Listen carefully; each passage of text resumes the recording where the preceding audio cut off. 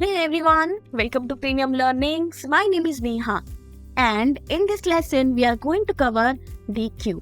और DQ क्या होता है? Double ended Q. Okay, so let's begin. आज हम क्या पढ़ने वाले हैं वो हम देखते हैं. हम आज देखेंगे ADT कॉन्सेप्ट DQ का क्या है, टाइप्स देखेंगे, ऑपरेशंस, कुछ इम्प्लीमेंटेशन देखेंगे एंड हम समझेंगे कि एप्लीकेशंस क्या क्या हैं. So let's begin. Subscribe Premium Learning's YouTube channel and click the bell icon to receive updates about videos for your career growth. DQ ADT से आप क्या समझते हैं? जैसे कि डेटा स्ट्रक्चर को मैंने आपको हमेशा बताया है दो पार्ट में पढ़ते हैं, like implementation and logical part. तो जब भी हम DQ ADT पढ़ेंगे that means we are going to more focus on logical part. Logical part जिसे हम व्यू पार्ट भी बोलते हैं, या फिर हम जो भी हमारी DQ है उसके ऑपरेशंस के बारे में पढ़ेंगे कि इसमें कैसे ऑपरेशंस होते हैं. मतलब हमें बेसिकली ना इम्प्लीमेंटेशन पे नहीं जाना है. इम्प्लीमेंटेशन पार्ट जो है वो हमें नहीं देखना है. मतलब कुछ प्रोग्रामिंग नहीं करनी, C++ या C# से प्रोग्रामिंग या कोडिंग कुछ भी नहीं करनी है. हमें सिर्फ हमें पता होना चाहिए कि हमारी DQ में डेटा कैसे एंटर होता है, कैसे डिलीट होता है, क्या क्या लॉजिकली वो काम कैसे करती है. ठीक है, तो हमें ये सारी चीजें पता होंगी. तो मतलब हम DQ ADT की बात कर रहे हैं और आज का जो लेसन है या वीडियो है उसमें हम सिर्फ DQ ADT के बारे में ही डिस्कस करने वाले हैं. तो DQ क्या होता है? Double ended queue insertion and deletion can be done from both ends. ये बहुत इंपॉर्टेंट चीज है. ऑफ द क्यू इधर फ्रॉम द फ्रंट और रेयर पार्ट. अच्छा, पहली बात तो ना ये समझो कि ये भी एक क्यू ही है, ठीक है, पर यहाँ पर DQ लिखा है. दैट मीन्स डबल, D से डबल हो गया यहाँ पर, डबल एंडेड मतलब डबल एंड से. हर एक एंड से मैं डेटा को इंसर्ट भी कर सकती हूँ, हर एक एंड से डेटा इंसर्ट भी होगा और डिलीट भी हो जाएगा. क्लियर है ना? एक चीज मैं आपको और बताना चाहूंगी, प्लीज यहाँ कंफ्यूज नहीं होना है. ये DQ और ये DQ में, इस DQ का मतलब होता है लिस्ट से डेटा को डिलीट करना, और ये DQ क्या है? Double ended queue. कंफ्यूज नहीं होना है हमें. यहाँ पर इंटरव्यू में पूछा जाता है DQ बताओ, तो आपको पता करना चाहिए कि कौन सा DQ पूछ रहे हैं. क्लियर है? नाउ यहाँ पर जो है वो कैसे काम कर, ये DQ जो है वो कैसे काम करती है वो हम समझते हैं. DQ ना एक्चुअली में क्यू के जैसे FIFO पे काम नहीं करती है. मतलब फर्स्ट इन जो हुआ वही फर्स्ट आउट हुआ, ऐसा नहीं करती है. DQ जो है दोनों के कॉम्बिनेशन से काम करती है, स्टैक के भी और क्यू के भी. स्टैक क्या करता है? Last in first out. जो लास्ट में भी आएगा वो फर्स्ट में आउट हो जाएगा, या जो फर्स्ट में आया है वो लास्ट में आउट होगा. या फिर क्यू क्या होगा? फर्स्ट इन फर्स्ट आउट या लास्ट इन लास्ट आउट पे काम करेगी. पर DQ में दोनों के कॉम्बिनेशंस होते हैं, क्योंकि दोनों एंड से हम डेटा को इंसर्ट और रिमूव कर सकते हैं. देखो, यदि वो स्टैक की तरह काम करेगी तो कैसे करेगी? सपोज ये मेरी इंसर्ट हुआ, पुश हुआ डेटा स्टैक के अंदर, और उधर से ही डेटा पॉप हो जाएगा. तो जैसे मान लो DQ है, ठीक है, तो हम यहाँ पर क्या करेंगे? यहाँ से आपको पता है कि यहीं से इंसर्ट करना है और यहाँ से ही डिलीट करना है, तो हम यहाँ से इसको रेस्ट्रिक्ट कर देंगे. मतलब हमें यहाँ से इंसर्ट भी ना हो और डिलीट भी ना हो, तो इसको हम रेस्ट्रिक्ट कर देंगे यहाँ पर, और हम हमारे डेटा को ऐसे कुछ इस तरीके से इंसर्ट कर लेंगे. नाउ यदि लिंक्ड लिस्ट की बात करेंगे तो, और सॉरी क्यू की बात करेंगे तो ये DQ कैसे काम करेगी? देखो यहाँ पर सपोज यहाँ से मुझे डेटा इंसर्ट करना है और यहाँ से मुझे डेटा आउट करना है. फर्स्ट इन फर्स्ट आउट ऐसा करना है मुझे, है ना? तो क्या होगा? तो यहाँ से जो एक मैंने DQ बनाया, सिर्फ यहाँ से ही इंसर्ट होगा. तो ये जो डिलीट वाला पार्ट है इसको हम रेस्ट्रिक्ट कर देंगे, और यहाँ से डिलीट वाले पार्ट को रखेंगे, बट इंसर्ट वाले पार्ट को हम यहाँ पर रेस्ट्रिक्ट कर देंगे. तो ये एक क्यू की तरह भी बिहेव करेगी. नाउ ऑपरेशन समझ लेते हैं कि क्यू में कैसे कैसे ऑपरेशंस होंगे. तो इज एम्प्टी, ये आपको ट्रू या फॉल्स वैल्यू देगा. अभी इस लिस्ट में क्या है? एम्प्टी है, करेक्ट, तो ये हमें देगा ट्रू. इज फुल दिख रही है क्या? नहीं दिख रही है, तो ये आपको देगा फॉल्स. इंसर्ट फ्रंट, अब यहाँ पर देखो इंसर्ट को हम क्या बोल सकते हैं और एक और ऑपरेशन हम लगा सकते हैं जैसे NQ फ्रंट, क्लियर है। ऐसे ही डिलीट को हम DQ रेयर। इसमें कंफ्यूज नहीं होना है, ठीक है। कहीं कहीं इंसर्ट यूज होता है, कहीं NQ भी यूज होता है ना। यदि इंसर्ट फ्रंट लिया तो मतलब मुझे फ्रंट से डेटा इंसर्ट करना है। इनिशियली जब हमारी क्यू खाली होती है तो इसकी वैल्यू होती है फ्रंट की -1, ठीक है। तो मैंने यदि इंसर्ट किया फ्रंट से तो मैंने 2 एलिमेंट है मेरे पास, सेकेंड नंबर का इसे ये 2 है।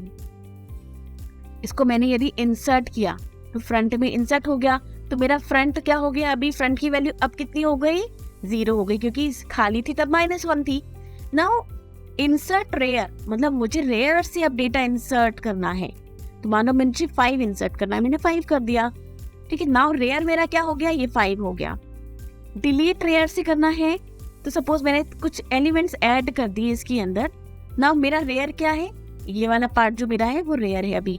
नाउ डिलीट रेयर करूंगी मैं तो मेरा क्या डिलीट हो जाएगा, 8 डिलीट हो जाएगा।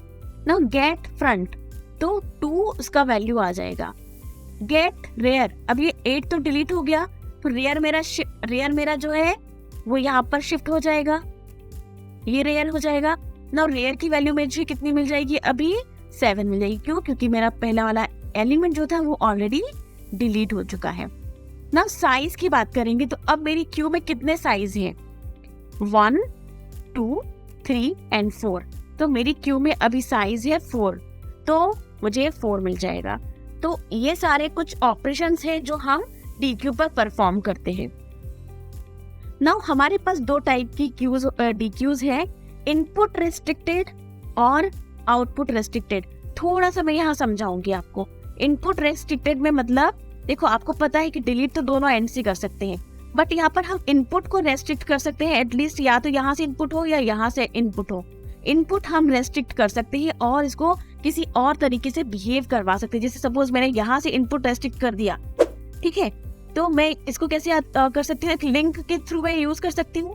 जैसे क्यू में यूज कर सकती हूँ, क्यू बना सकती हूँ, और यहाँ से यदि मैंने डिलीट भी मेरा यूज नहीं हो रहा है तो। सिमिलरली आउटपुट रेस्ट्रिक्ट में क्या कर सकते हैं हम, इनपुट तो हम दोनों साइड से कर सकते हैं, बट आउटपुट के लिए मतलब डिलीशन हम रेस्ट्रिक्ट कर सकते हैं, या तो यहाँ से या फिर यहाँ से, ठीक है ना। उसको और अच्छे से देख लेते हैं। इनपुट रेस्ट्रिक्ट DQ में क्या होता है, insertion operation can be perform at only one and while deletion can be perform from both ends. ये देखो, नाउ आउटपुट रेस्ट्रिक्टेड में क्या होगा, deletion operation can be perform at only one and, मतलब आउटपुट को रेस्ट्रिक्ट कर दिया। अब यहाँ से सपोज यहाँ से मैंने आउटपुट मुझे नहीं लेना है, ठीक है, यहाँ डिलीट नहीं कर सकती मैं, ठीक है। तो ये हम अलग अलग DQs को अलग अलग फॉर्म में यूज कर सकते हैं और ये बहुत यूजफुल होता है, हम कभी इसके बारे में पढ़ेंगे भी। नाउ हम DQ को इम्प्लीमेंटेशन ना 2 टाइप से कर सकते हैं, सर्कुलर और लिंक्ड लिस्ट में। कैसे कर सकते हैं, सपोज मेरे पास एक एरे है और मेरा जो एलिमेंट है वो कुछ इस तरीके से है और मेरा यहाँ पर ये खाली है, ठीक है, एलिमेंट, और मुझे अब इसमें 6 इंसर्ट करना है। तो मैं कर सकती हूँ क्या, नहीं कर सकती, क्यों, क्योंकि ऑलरेडी यहाँ का जो एलिमेंट है ये फुल हो चुका है या एरे का साइज फुल हो चुका है। पर यदि मैं इसमें यहाँ से इधर लिंक एक प्रोवाइड कर दूँ तो कैसा रहेगा, ये कुछ इस तरीके से दिखेगा क्या, ये सर्कल है, एक एलिमेंट यहाँ पर 2, 3, 4 एंड 5 और ये खाली है। तो अब ये ना रेयर और फ्रंट इसके एक ही हो गए हैं। अब मैं इसको यहाँ पर एलिमेंट को इंसर्ट कर सकती हूँ। तो यहाँ पर मेमोरी यूटिलाइजेशन के लिए हम इसको यूज कर सकते हैं और DQ को भी फॉर्म कर सकते हैं। सिमिलरली हम लिंक लिस्ट में भी कर सकते हैं, हम इसको सर्कुलर लिंक लिस्ट में कन्वर्ट कर सकते हैं। नाउ टाइम कॉम्प्लेक्सिटी की यदि मैं बात करूं तो यहाँ पर big O of 1 time complexity लगती है, क्योंकि हर एक एलिमेंट पर जाकर ऑपरेशन होता है। यदि मुझे इंसर्ट भी करना है तो एक ही एलिमेंट होगा और डिलीट भी करना है तो भी वही एलिमेंट पर मैं जाकर इंडेक्स पर जाकर उसको डिलीट कर सकती हूँ। तो यहाँ पर टाइम कॉम्प्लेक्सिटी कम हो जाएगी इसकी। क्यों, क्योंकि हमें हर एक नोड को ट्रैवर्स नहीं करना पड़ रहा है यहाँ पर लिंक्ड लिस्ट की तरह, ठीक है। नाउ कुछ हम एप्लीकेशन देखते हैं। हमने बताया कि आपको स्टैक जो है वो अनडू रीडू का फंक्शन प्रोवाइड कराता है और डबली लिंक लिस्ट भी स्टैक और क्यू की तरह बिहेवियर करती है, तो उसके भी कुछ फीचर्स जो है वो यहाँ पर एप्लीकेबल होंगे। तो DQ भी अनडू रीडू के लिए रिस्पॉन्सिबल होती है। मल्टी प्रोसेसर शेड्यूलिंग में DQ यूज होता है। इवन पैलिंड्रोम चेकर में भी DQ यूज होता है। कैसे होता है, जैसे कि मैंने एक क्यू बना लिया, DQ बना लिया मैंने, यहाँ पर RADAR, रडार। आपको पता है पैलिंड्रोम क्या होता है? आपने पहेलियां पढ़ी होंगी ना पहले, जिससे उल्टा सीधा एक समान टाइप से जो हो जाता है, मतलब आगे से इसको रीड करो या बैक से रीड करो, उसको तो एक ही आना चाहिए। सपोज मैंने यहाँ से इंसर्ट किया डेटा और यहीं से मैंने डिलीट किया तो भी मुझे रडार मिलेगा। यदि मैं यहाँ से डेटा इंसर्ट करके यहाँ से डिलीट कर रही हूँ तो भी मुझे रडार मिलेगा। यहाँ से मैं डेटा इंसर्ट कर रही हूँ और वापस यहाँ से रिमूव कर रही हूँ तो भी मुझे रडार ही मिलेगा। मतलब पैलिंड्रोम है कि नहीं स्ट्रिंग, वो मुझे चेक करना है तो भी मैं DQ का ही यूज करूंगी। तो हमने क्या पढ़ा आज DQ के बारे में? हमने बहुत सारी चीजें देखी हैं। ADT DQ देखा हमने, इम्प्लीमेंटेशन देखा, उसके ऑपरेशंस देखे हमने, और बहुत सारी हमने एप्लीकेशंस भी देखी। तो आई होप कि आपको ये लेक्चर अच्छे से समझ में आया होगा। And if you really like my videos, please do like, comment and subscribe. Thank you for watching Premium Learnings. See you in next videos.